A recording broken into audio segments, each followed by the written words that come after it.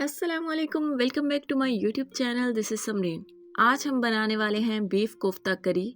बहुत ही amazing recipe है। इस रेसिपी को फॉलो करके आपके कोफ्ते ऑयल के अंदर बिखरेंगे नहीं और एट द एंड बहुत ही सॉफ्ट और जूसी बनकर तैयार होंगे और इसकी ग्रेवी भी बहुत ही मज़े की बनेगी। तो स्टार्ट करते हैं। सबसे पहले हम अपनी रेसिपी, यहाँ पे चॉपर में मैंने हाफ केजी के करीब बोनलेस बीफ ले लिया है।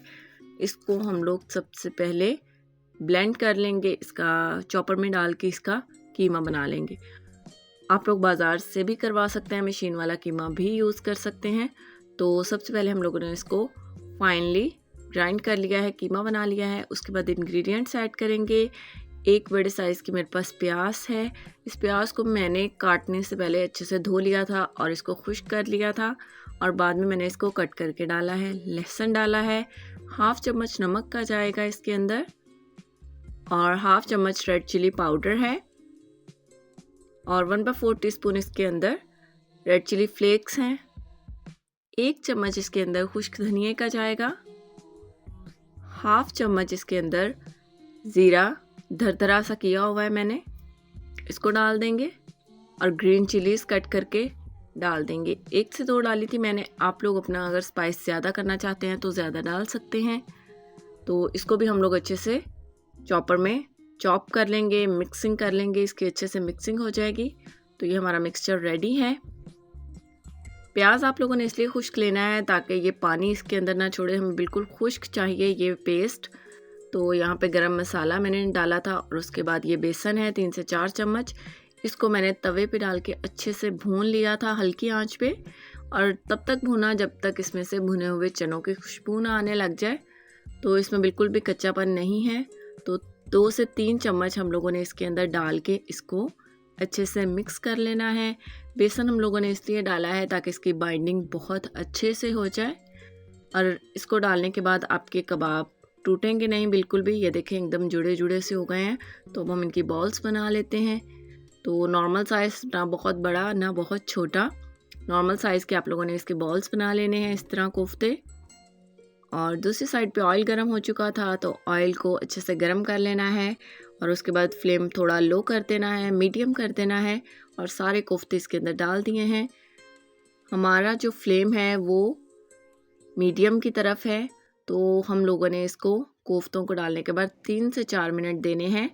इसको हम लोगों ने एक साइड से पकने देना है, तब तक नहीं हिलाना। जब इस तरह का कलर आ जाएगा ब्राउन तो हम लोगों ने इसकी साइड चेंज करनी है इन सब की। तो हम लोगों ने दूसरी साइड से भी इसको 3 से 4 मिनट के लिए कुक होने का टाइम देना है ताकि ये इसका जो बीफ है वो अच्छे से गल जाए।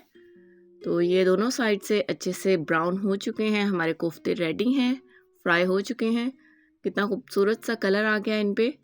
तो अब हम लोग इनको निकाल लेंगे। अब उस ऑयल में से मैंने थोड़ा सा ऑयल रखा है, बाकी ऑयल निकाल दिया है। जस्ट हाफ कप के करीब मैंने ऑयल इसके अंदर डाला है और 2 मीडियम साइज़ के प्याज को रफली कट करके इसके अंदर डाल दिया है।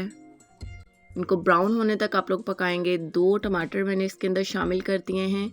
तो इस पूरे को आप लोगों ने अच्छे से इसका कच्चापन ख़त्म कर लेना है, फ्राई कर लेना है। फ्राई करने के बाद उस मसाले को मैंने ब्लेंड कर लिया था और ये कुछ इस फॉर्म में आ गया है। तो ब्लेंड करके थोड़ा सा पानी शामिल करेंगे और इस मसाले को हम लोग अच्छे से पका लेंगे। जब इस तरह बबल्स आने लग जाएंगे तो स्पाइसेस ऐड करेंगे इसके अंदर। इसके अंदर हाफ चम्मच मैंने रेड चिली फ्लेक्स डाले हैं, 1/4 टीस्पून खुश्क धनिया पाउडर डाला है, दरदरा किया हुआ है। 1/4 टीस्पून इसके अंदर मैंने नमक का डाला है। क्योंकि हमारे कोफ्तों में ऑलरेडी सारे मसाले ऐड हैं तो हम लोगों ने उसके साथ बैलेंस करके अपना मसाला ऐड करना है। 1/4 टीस्पून इसके अंदर रेड चिली पाउडर जाएगा। तो ये देखें घी इसके ऊपर आ चुका है, हमारा मसाला अच्छे से भुन चुका है। जब मसाला भुन जाएगा तो थोड़ा सा दही शामिल करेंगे। 1 से 2 चम्मच मेरे पास दही थे तो मैंने इसको शामिल किया है। थोड़ा सा पानी शामिल करेंगे और इस दही को भी अच्छे से पका लेंगे ताकि इसका भी कच्चापन ख़त्म हो जाए। तो ये फिर से इसके ऊपर ऑयल आ चुका है, मसाला अच्छे से भुन चुका है। तो जो कोफ्ते हमने रेडी किए थे उनको डाल के इसके अंदर 4 से 5 मिनट अच्छे से भून लेंगे ताकि मसाला इसके अंदर जज़ब हो जाए। जब इसके साथ यहाँ पे फ्लेम हम लोगों ने मीडियम रखना है, मीडियम टू लो ही रखना है ताकि हमारा मसाला जले नहीं। तो ये देखें अच्छे से भुन चुके हैं हमारे कोफ्ते।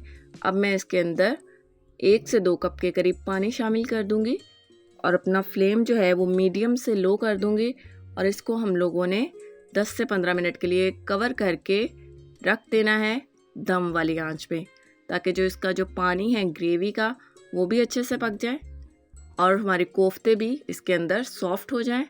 At the end 2 green chillies हैं, इस तरह से कट करके डाल दें। बहुत अच्छा सा फ्लेवर और टेस्ट आ जाता है इससे। तो ये हमारी ग्रेवी जो है वो थिक सी कोफ्तों की रेडी हो चुकी है। बहुत ही मज़े की ग्रेवी बन के तैयार हुई है। थोड़ा सा धनिया डालेंगे इसके बाद। और यहाँ पे अभी मेरा फ्लेम जो है वो दम वाला है बिल्कुल। आप लोगों ने जब इसके अंदर पानी डालना है तो इसको दम वाले फ्लेम पे ही कुक होने देना है। जितना ज़्यादा ये टाइम लेगा उतने आपके कोफ्ते सॉफ्ट बनेंगे और आपकी ग्रेवी अच्छे से बन के तैयार होगी। डिश आउट कर लिया है और एक खूबसूरत सी ये लुक आ गई है इसकी। और ये हमारे कोफ्ते बन के तैयार हैं। वीडियो अच्छी लगे तो लाइक, कमेंट एंड शेयर कीजिएगा। चैनल को सब्सक्राइब ज़रूर करें। Thank you.